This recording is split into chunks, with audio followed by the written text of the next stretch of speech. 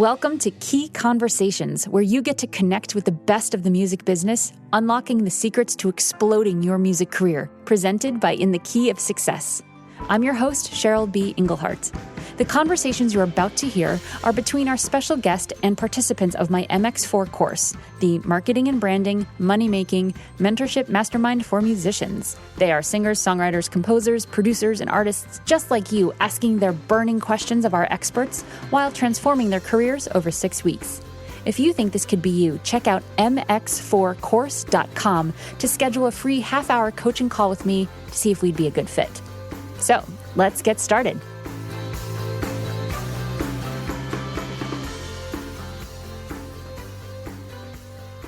Welcome back. We are picking up where we left off with Jamie Kent, the only indie artist to ever make it to the top Billboard 20 in country music. Pretty awesome. Here we go. All right. Last but not least, we've got Zach. Hey, Jamie. Hey, Zach.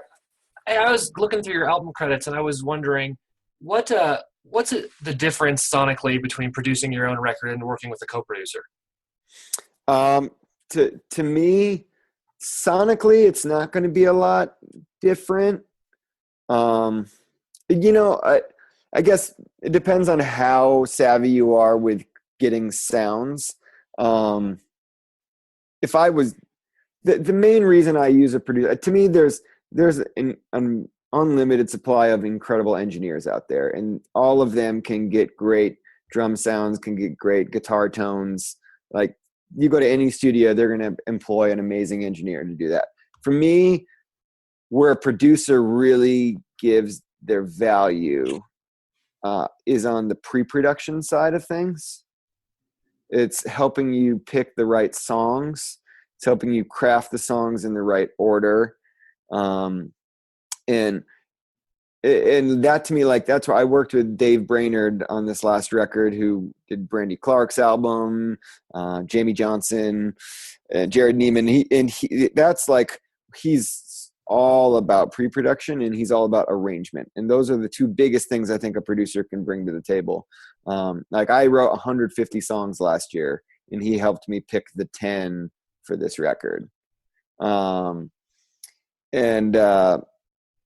So that to me is really, really valuable, because, what I think maybe are the best 10, maybe they're not. And getting the input of someone who's such a great songwriter and has been around it for so long is valuable. Like that, there's a really popular producer in Nashville right now who, I get it, but I would never work with him myself. And he's like done everyone who's anybody in the Americana world right now. But his thing as a producer is no pre-production. And I'm kind of like, well, what are you paying him for then? Like, he just goes in and and if you notice, he's working with the most talented people in the world. To me, anyone can go in and press record and catch the vibe. So it's like, that's why, I listened to Chris Stapleton's new record and I absolutely love it, but I'm like, man, I can't believe a producer didn't tell him to maybe split up 5 songs about whiskey in a row. Like that's where a producer comes in to me, just those are overarching ideas. That's awesome.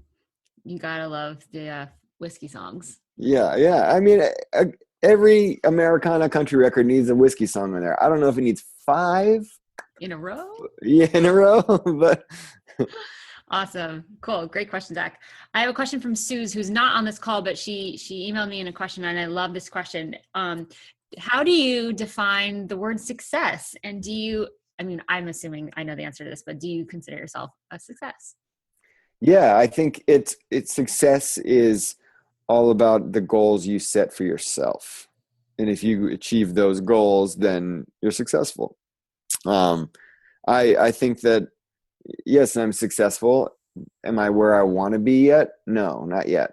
But I'm getting there, and I do every 6 months. I do a gut check with myself, and I set short-term goals and I set long-term goals. And if I'm getting those short-term goals done, then usually I'm on the way to get the long-term ones done. Sometimes it takes longer. Sometimes it happens quicker. Usually that's a factor of luck and how hard you're willing to work. Love it. Look at you. All got it all clear up. Well, You said the magic word. We talk a lot about goals and results in this course, and like really, I think a lot of musicians like look at what they see on TV shows and pop and stuff, and like, oh, that's the career I want. But really, to get there, it's like a lot of throwing spaghetti against the wall and seeing what sticks. yeah, Versus like, no, this is what I want for myself, and then taking actions that are along the lines of that. And like for me, for years, it was like I want a Grammy, and I didn't even right, get to like.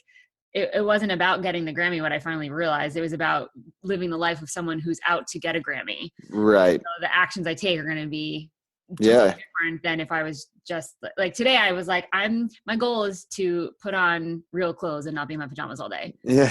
I am successful because I accomplished. I did that. Right, exactly. But Yeah, then, I've got a giant whiteboard in my home studio, and I just call it the big picture board. And I have like 3-month goals, 6-month goals, and year-long goals. And then I have the pipe dream goal at the bottom, and so I love checking things off. That's a big favorite thing. And then every day I have a checklist that I write out. So to get those things done, it feels satisfying, just good. And then, my 6-month goal for this year is to play the Grand Ole Opry. So that's like, I'm trying to do those things to make that happen, and that's like one step along the way. awesome. I love it. So tell me, was the Billboard, Rolling Stone, Huffy, any one of those things, any one of those big publications that have really moved the needle for you? I'm assuming they've moved the needle a little bit. Were they part of the goal plan? And if not, like, how did they come about? I know you said it's about the good music, but how did that actually happen? That's my question. I'm Yeah. in the The Billboard thing was an idea I had and a plan I like did to execute pretty much over a full year. And what I saw was an opportunity that probably exists for the next year or so while there's still a chart for CD sales. Mm. And it was that you can break into the charts with less CD sales than ever now. Like there was a record recently broken of the lowest selling #1 record ever. And that's also why they have streaming charts that have been added and those things, because there's a shift happening, but we're in the like last bit of that time in between where there's still that and you can break into it. And there's always, usually, like I just started studying the charts, and there's always like the top 3 are like really big selling records, and then it falls off like crazy. And like number like 5 through 20 are like within 1,000 records of each other usually. And so then I started studying how things get recorded, how they're looked at, and I saw that week 1 sales will go, if you pre-sale a record, all of the pre-sales go to week 1 once the album is released. Cool. So pre-sales are huge in getting that week 1 numbers. Yeah, right, exactly. And so that's why like a lot of times on a big label, the big labels do funny numbers where they, their week 1s are huge because they sell all their records to Walmart or whatever. And those records may not actually sell. Like 6 months down the road, they get returned, but they're counted for week 1. So there's some tricks that people play out there. And if you watch that HBO show Vinyl, that's like a big thing. It's been going on for years where like they'd sell it out, and then if they didn't sell, like they dump them into the Hudson River or whatever. You know what I mean? Like, wow. So there's a lot of music in the Hudson River around here. Yeah, apparently. But I mean, I actually sold the records, which is great. But what I did that's different than most people is I did a 5-month pre-sale campaign. And most people just do 1 month, a few weeks, just to hype the record coming out. But I did like the entire summer. I like every show I went to, I told the story of I want to break into the Billboard charts, and how we're going to do it. Everyone pre-buys this record, and we were opening for Huey Lewis, doing these things, and like this was all happening. It was all part of the story. People wanted to get behind the story. They were excited, like, let's break this independent guy into the Billboard charts. And that's how we were able to do it, by kind of amassing it over months. And that was how I did it. And it was a plan. And I knew like we weren't going to stay there for weeks and weeks at a time.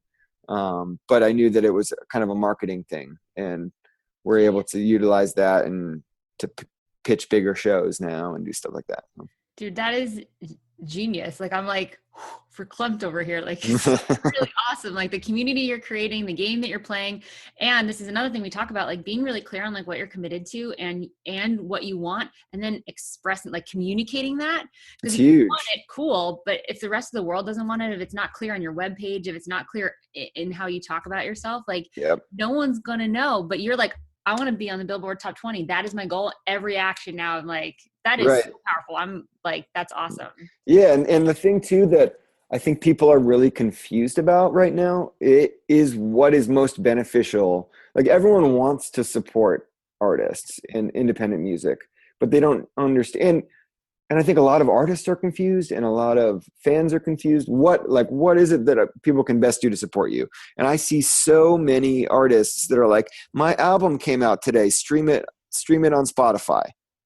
No, don't do that. And I'm like, oh my God. Like I stream music. I get it. As a fan, it's awesome. But it doesn't need to be available the first 3 months. Like if you want people to support you, you say, hey, the best way you can support me is to buy this record. It's going to come with a download. You're going to get it all. And then I'll eventually release it on streaming. But if you want to support me, this is the best way you can do it. And people respond to that because they're just like, oh yeah. Or they'll be like, should I go put you on Pandora? Like, I'm like, no, that doesn't help. Like if you want to listen to it, that's awesome. Do it. But if you're trying to help me, buy the record. And like, and they're like, oh, okay. Because people are just confused and they're doing that. And one powerful thing to me too, I didn't release it on iTunes either. That was going to be my next question. The pre-sales, what platform did you use so that all got reported officially? So there's only there's like 3 or 4 companies out there that report to Nielsen SoundScan, which is the company that Billboard uses. Right. And so I use a company called Topspin. And they're far from perfect. There was plenty of things that were annoying about them, but all in all, it was a really positive experience. It worked. They can do downloads, they can do physical sales, they do all the fulfillment too, if you want them to. So they sent out all the pre-orders to people. And so I didn't, because people could download it. The main reason I didn't, you can pre-sell on iTunes and that counts as well, but I didn't do that because, I mean, you give up 30%. I get that, but it was even less about that. It was the fact that they keep all the information. And as an independent artist, that's really important to me. I want to know where people are buying the record from because that's where I'm going to go tour. Yeah, that's huge. So I love that. Yeah. And I still know, I know that I probably lost some sales because of it, but not enough to warrant not having any of the information. And, I was talking to a manager last night actually about this. He's got this artist who's huge in Texas. And if you guys want to do like a test subject on the like craziness of support of independent music, look at Texas. Cause I didn't know about it until I moved to Nashville, but it's like they have their own radio charts in Texas that only support if you play over like 75 shows in Texas that year, you're eligible to be played on the Texas music charts. And there's probably 10 to 20 artists grossing over $1 million a year just touring in Texas. Wow. And so, yeah, it's crazy. And there's this one guy named Cody Johnson who he sold 45,000 copies of his record as an independent artist. He turned down deals from Warner and Sony and Universal. I was talking to his manager about it all, and I was like, did you guys do iTunes? Why didn't you just do your own platform? And he's like, because he pretty much only plays in Texas. So we know where we're touring already. So that information like isn't quite as necessary for us, which I get, but for me, I'm not just in one area. So I'm trying to figure out where the best thing to go is. Yeah. That's genius. My sister happens to be has her master's in statistics and works Oh for these yeah. big companies gathering data, and it's like a growing industry. Like she goes in and she creates teams of people that are like, someone buys something like a scarf on Amazon, and then they go to it's like you can follow where they are, and it's like Yeah. borderline creepy, but like from a company consumer, you're selling something. You want That's to know. that's how Trump won the election. Yes. It is like, I just read an article that like completely rocked my world last week, and there's a company called Cambridge Analytica out of Britain that's a big data company like your sister's works with, and they have a profile on every single American generated through Facebook. Those quizzes you do on Facebook, like what Harry Potter character am I? That's actually a personality test. And like they've done it's insane, and they've like developed all of this stuff because of that. And they were responsible for Brexit. They were hired by the Brexit campaign and the Trump campaign, and they're able to specifically target people because they just know who everybody is and what their behaviors are. And it's great. And so I read this article and I was like, oh my God, this is the scariest thing I've ever read. And also and also, how could this apply to music? Yeah, and how can I utilize this? right, because like there are like music consumption is higher than it's ever been in the world right now, and yet the value of music is lower than it's ever been. So there's got to be some bridge somewhere to be able to monetize it. Yeah, and a big data is probably where it's at, but it's really expensive to hire a company like that. So I'm not sure anyone's going to do it until I have an in. If you okay. Yeah. Good to know. Interesting. Yes. This is awesome. So I want to be responsible for the time. We've just been at a half an hour. So I wanted to sort of end it with, Jamie, is there anything that we didn't get to talking to? I know you do a ton of live performance, you songwriting, collaborate. Like, is there anything else that we didn't touch upon that you sort of have a nugget of like, this is what I learned that you would pass on to the musicians of America? Yeah. You know what I would say? I don't know how many of you are songwriters versus artists, or either way, there's like two nuggets of wisdom that I'll give one on each side of it. If you're an artist and you're trying to book shows, include the date that you want to play in the title of your email. It's a very simple thing, but it makes it so the booker no longer has to do the work. Like when you just say, I really want to play your venue, they're like, okay, suddenly they have to like look their calendar, find an open date, see if you're available, becomes a whole thing. And so they just ignore your email. But if you say, I'd like to play your venue on February 24th, I'm passing through the area, then they can look at their calendar. If it's open, yes. If it's not, no. And then the conversation starts. Or if you get no, then you get, okay, the conversation's open. How about this date? And like the response rate, it took me like 2 years to figure that out. And once I did, like the response rate doubled. It was insane. That's awesome. Next week in this course I just want to tag on that to give this to people that are not in the course that are listening, is that we do so much on pitching. Next week is our pitching week. And the more specific you can get, you said the keywords though, is to have them do less work. Right. So that means you need to do the work ahead of time and be as specific as possible and like throw out some, and goes for any email interaction. If you're trying to like book a phone call with like, what time works for you? Now I got to go figure it out. So yeah, that's exactly. Brilliant. I love it. And you're going to get so many more response rates. And I also noticed when I was booking my tours that for some reason, when I sent out those emails on Fridays, like, I don't know, I got more responses from sending emails out on Friday. And usually like the time to send like big request emails is like just Thursday, they tell you. But for some reason, I don't know if it's like bookers are like, now they're dealing with the weekend. They got to go to handle their musicians or something. And they just like want to get it off their plate. They're like, yeah, sure. The day's open. It's yours. But like, I got more responses from sending emails on Fridays. That's cool. Random. Yeah. No, I like that a lot. Yeah. And then the other nugget in terms of songwriting, if you guys are just writers out there or producers, to me, the thing that really changed and elevated my songwriting was co-writing with people.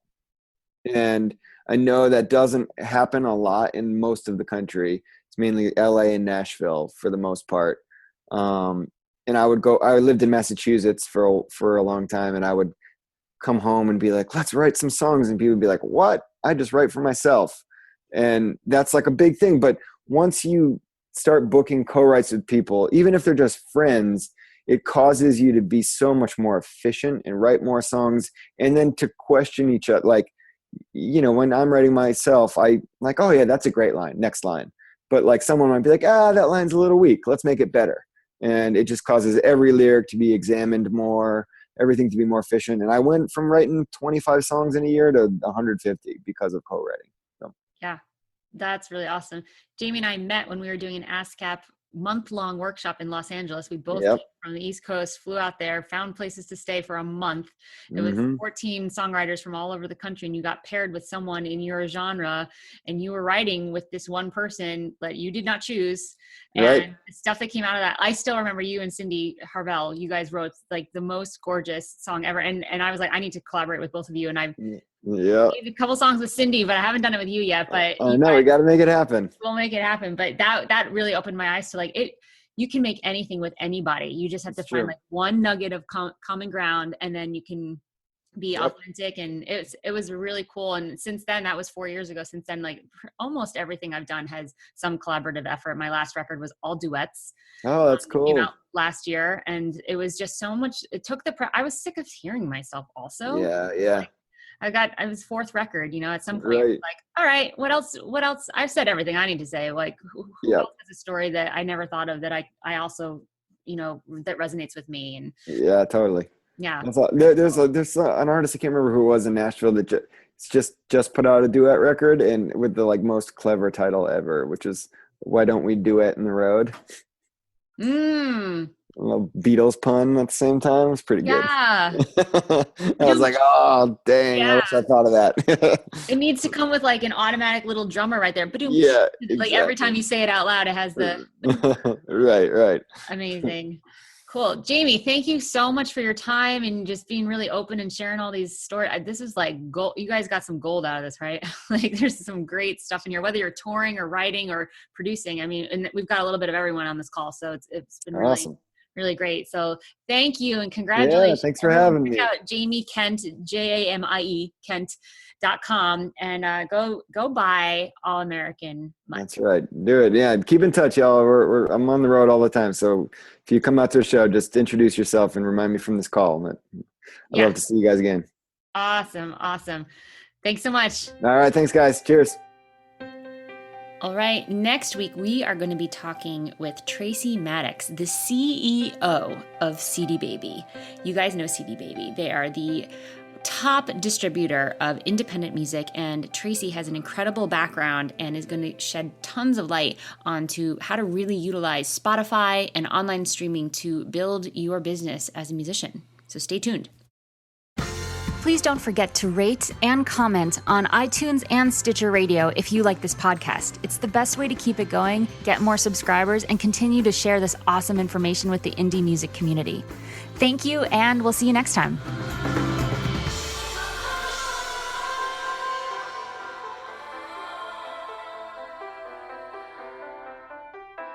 All of the music on this podcast was provided by yours truly. The theme song is called Inevitably, and it was written with Cameron Ernst and produced by Joey Auk. If you're interested to find out more about my own composing and songwriting projects, go to cbemusic.com. If you're a musician looking to really get some results that you're psyched about in your music career, then head to inthekeyofsuccess.com, where I've created a bunch of different kinds of resources just for you. Key Conversations is sponsored in part by Bandzoogle. They make it easy to build a beautiful website for your music. Their step-by-step system gets you online in minutes, and you can choose from hundreds of mobile-friendly themes and customize them with their easy point-and-click editor. All the features you could possibly imagine for a professional website are built in. So, because you are a Key Conversations podcast listener, you get a special 3-month free trial just for you. Go to www.inthekeyofsuccess.com/resources and click on the Bandzoogle logo to access your free extended trial.